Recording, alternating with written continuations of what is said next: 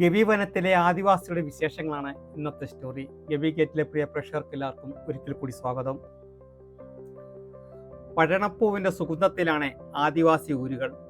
വനമേഖലകൾ കേന്ദ്രീകരിച്ച് ഈ സീസണിലെ പഴണപ്പൂ ശേഖരണത്തിന് തുടക്കമായി. വരാൻ പോകുന്ന പഞ്ഞമാസത്തിന് കരുതലും കരുത്തും നൽകുന്നത് പഴണപ്പൂക്കൾ വിൽക്കുന്നതിലുള്ള വരുമാനമെന്ന് ആദിവാസി കുടുംബങ്ങൾ. മിക്ക വനത്തിലും വളരുന്ന മരമാണ് വഴണ. ഇതിൻ്റെ ചെറുശിഖരങ്ങൾ ഇലയോടുകൂടി മുറിച്ചു കൊണ്ടുവന്നാണ് പൂക്കൾ അടർത്തിയെടുക്കുന്നത്. ഇങ്ങനെ ശേഖരിക്കുന്ന പൂക്കൾ വെയിലത്ത് വെച്ച് ഉണക്കിയെടുത്താണ് വിൽപ്പനയ്ക്ക് പാകമാക്കുന്നത്. മഴക്കാലത്ത് വെയിലത്ത് ഉണക്കിയെടുക്കുന്ന പ്രയാസമാകുന്നതിനാൽ ടിൻഷീറ്റുകൾക്ക് മുകളിൽ ഭക്ഷണപ്പൂക്കൾ നിരത്തി ഇവയുടെ അടിയിൽ തീയിട്ടാണ് ഉണക്കിയെടുക്കുന്നത്.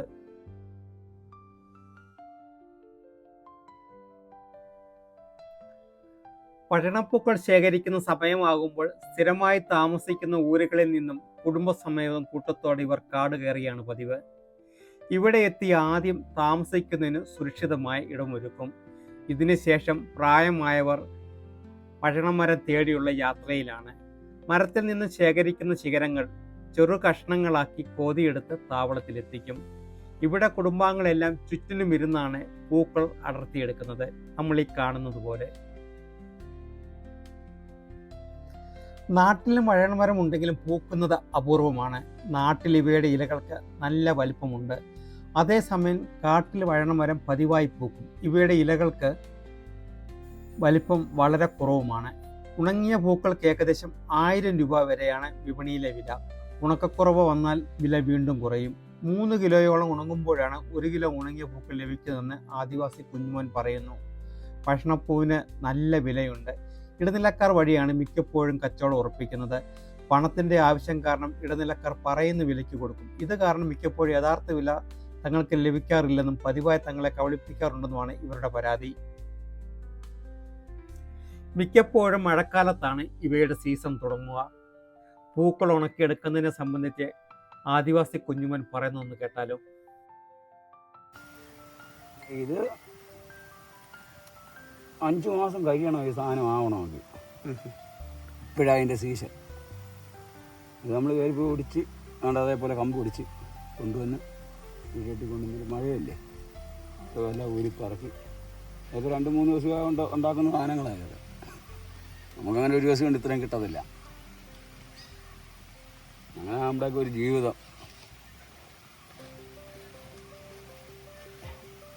നല്ല വിലയുണ്ട്, പക്ഷെ നമുക്കൊന്നും അത്ര വിലയൊന്നും കിട്ടുന്നില്ല. ഇത് കൂടി വന്നാൽ 800 രൂപ ഇല്ല 650 രൂപയ്ക്കുള്ളിൽ നമുക്ക് കിട്ടത്തില്ല. ഇതൊക്കെ നാട്ടിൻപുറത്തോട്ട് ഇരുന്ന് കഴിഞ്ഞാൽ നല്ല വിലയുള്ള സാധനങ്ങളാണ്. ഇത് യഥാർത്ഥ ഗ്രാമ്പൂ എന്നാണ് പറയുന്നത്. ഇതെല്ലാം അതിന് ഇത് മസാലയ്ക്കൊക്കെ ചേരുന്ന സാധനമായിരുന്നു. അതിന് വേണ്ടിയായിട്ട് കൊണ്ടുപോകുന്നത്.